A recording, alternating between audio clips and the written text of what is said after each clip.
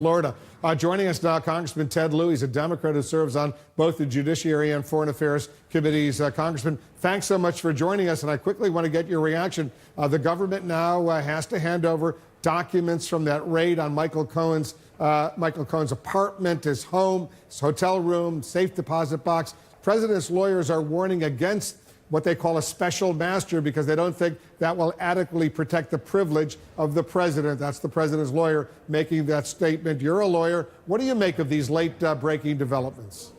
I believe today is a good day for the vindication of the rule of law.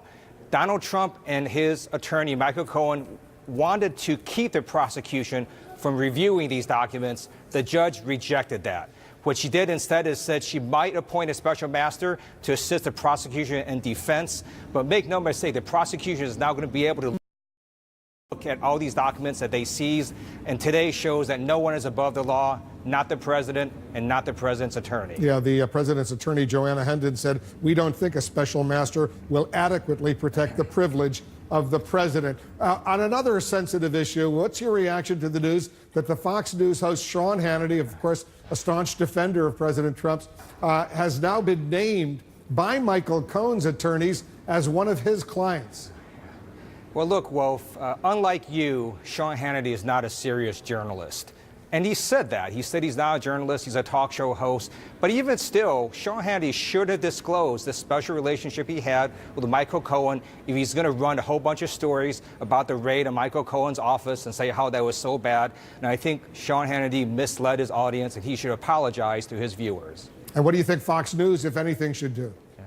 I think they should also apologize to their audience because you had a massive conflict of interest that was not disclosed to the people watching that show. Do you believe this Cohen investigation in New York City, the Southern District of New York, the U.S. attorney there investigating, poses more of an immediate threat to President Trump than the Robert Mueller investigation that's going on here in Washington? It could.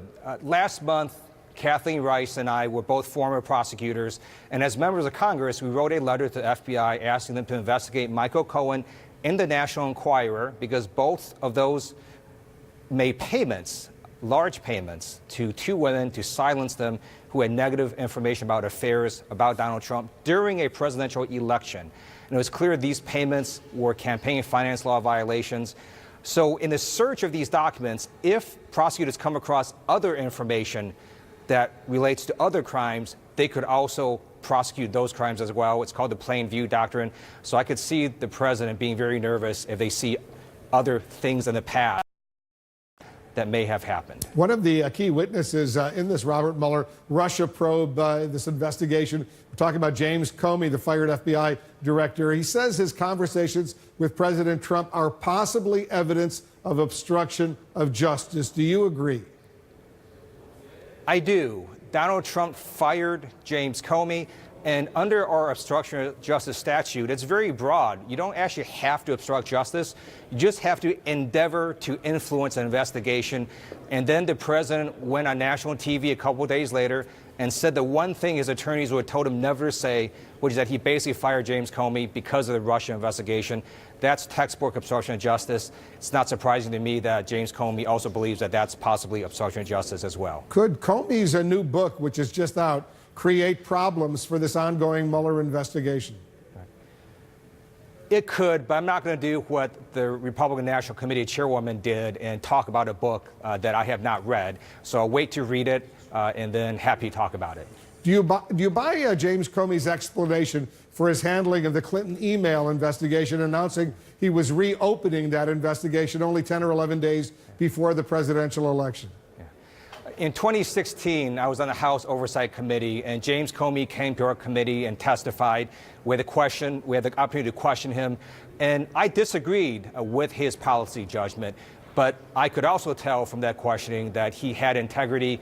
I trust him, and while I disagree with him, I do trust the things that he says and does, whether or not I would have done the same thing. Comey also says President Trump shouldn't be impeached because, in his words, it would let the American people off the hook. He wants an election in order to get rid of Donald Trump. What do you make of that? I think that would depend on what the special counsel finds. The special counsel is going to release a number of reports, on obstruction of justice and other issues related to Donald Trump. I think the American people should see what's in those reports, and then we collectively as a nation can make a judgment. Congressman Ted Lieu of California.